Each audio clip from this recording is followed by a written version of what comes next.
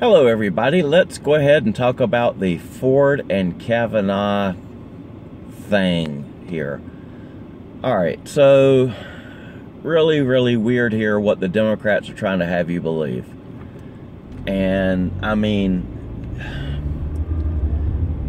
without me going into hyperbole of, you know, just like you can't be serious kind of thing, let's just kind of look at this.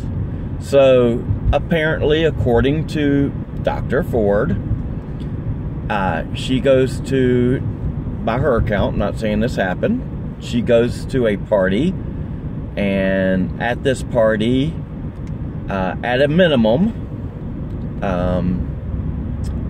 Brett Kavanaugh and Mark Judge are there.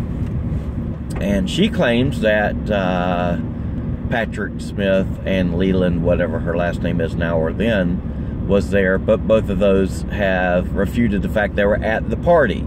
She didn't say they were in the room. Well, she did at one point, and then I guess now she was just saying no, they were just at the party. Because I guess the notes from her psychologist say there were 4 people in the room.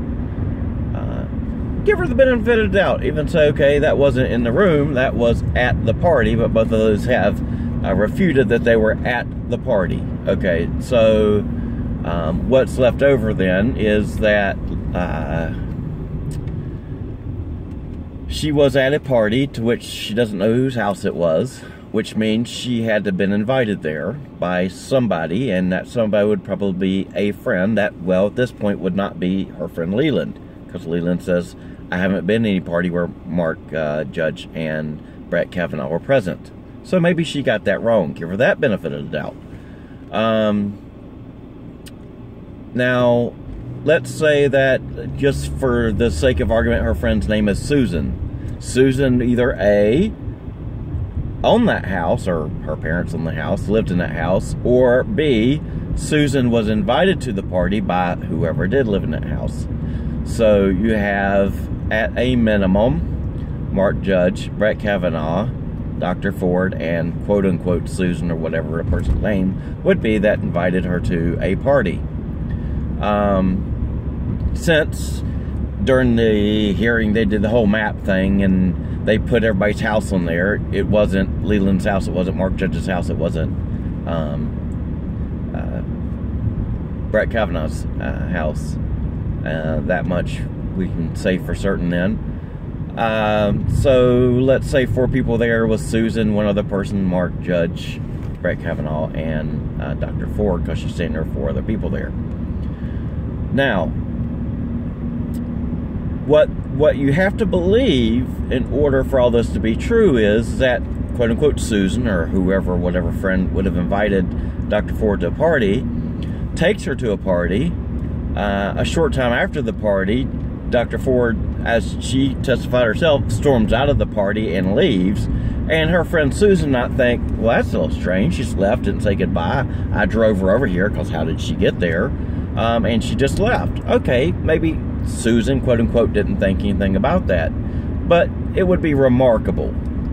You know, something that may not at the time seem, you know, egregious. Like, oh, I knew something bad happened to her. But would you not think, oh, that's pretty strange. I brought a friend to a party and they just left. Didn't say goodbye. They didn't even really know where they're at, because I took them to a party where they don't know whose house it was. And they just walked out. Wouldn't think anything of it, huh? So, now it's 30 years later, and all this stuff comes out. What you'd have to believe is that somebody, Susan, or whatever that person's name would be, if it's not Leland, would say, well, you know, I remember being at a party where Mark Judge and Brett Kavanaugh and Dr. Ford were at, but, you know, it wasn't Leland. I was there. I'm going to come forward, because I didn't realize that something had happened to her. You know, not only have to you believe that, you know, how conveniently she doesn't remember a date and a time so that, you know, Brett can go back through his records and try and prove where he was. She doesn't have a place. She can't name people that were there.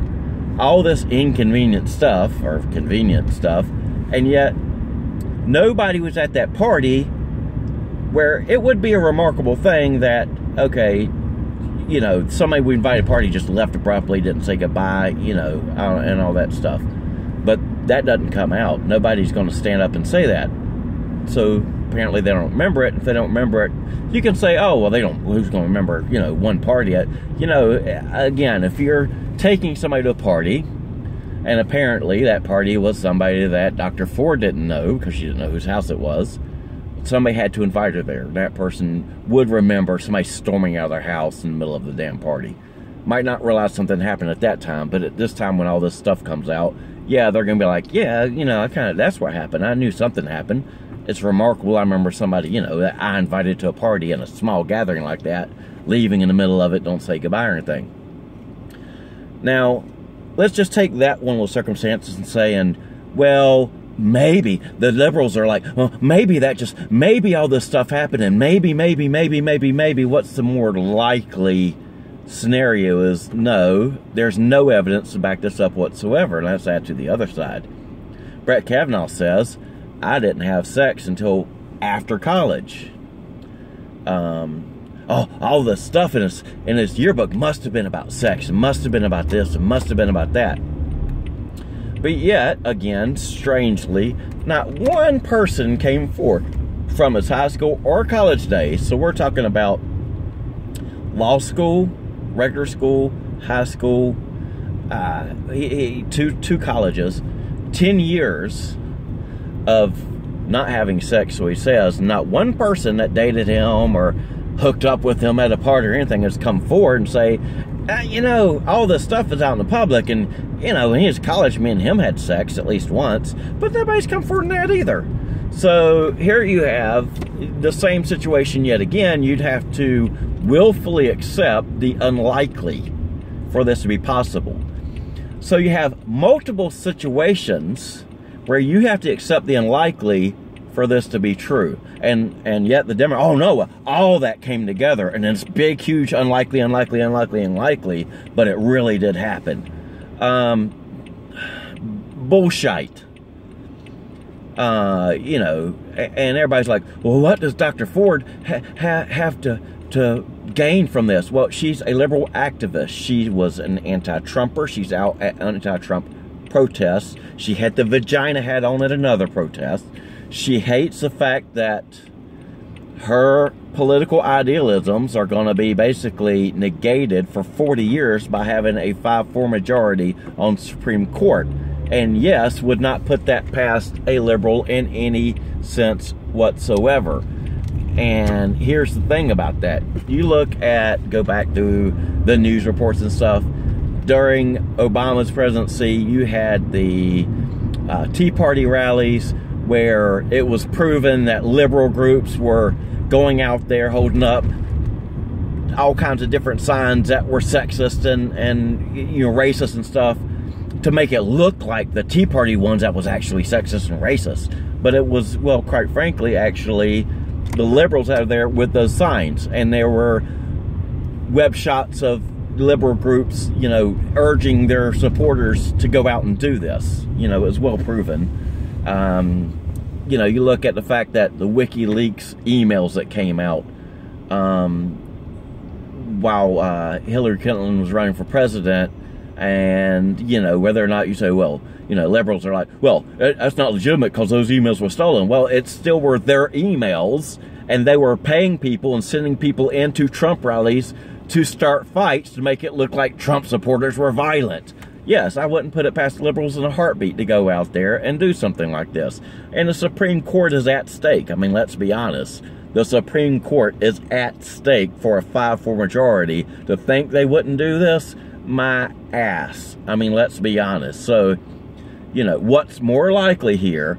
Dr. Ford can't name one fact, or there's not one person that was at that party, not saying they knew she was molested or groped, basically, but not even one person at that party says, I was at a party where those people that she says were present, and kind of remember her storming out, and not one person's coming forth to say, oh, they kind of, well, I know he drank a lot, and there's no way he could have drank that much and not passed out. You don't know where somebody, or not passed out, but not blacked out, or not remember everything next morning. You don't know whether the hell somebody remembers something next morning. That's conjecture, period, point blank, and that is not a fact. You can't say, I factually know that he didn't remember the next morning. Nobody's come out and said, you know, oh, well, we talked about, you know, stuff that happened last night, and he's like, well, I can't remember. So if you're getting drunk that often, point that you don't remember shit, you're going to be talking to people and say, fuck, I have no idea of what happened last night. And somebody's going forward and go, oh, he even talked about not remembering what happened last night. But nobody's actually come out and said that. Only thing people are coming out and saying is, well, I've seen him drink enough. I know he couldn't remember next morning. Conjecture. Again, to the liberals, not a damn bit of proof. Imagine that. Not a damn bit of proof. Nobody's come out and said, oh, well, we had sex. But to liberals, you got to buy this whole story with all these, maybe this, maybe that, maybe then. So that just means we're right. Bullshit. You know, liberals have lost their damn mind. And yeah, I understand the Supreme Court's at stake. I mean, this is a big deal, and I understand that.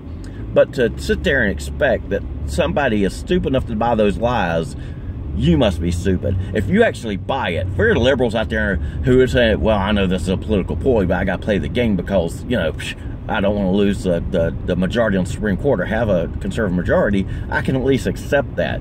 If you actually buy this, you're a damn idiot. If you actually buy this or sit there and convince yourself it's true and think, I'm going to buy it, you're a damn idiot because I ain't that damn stupid.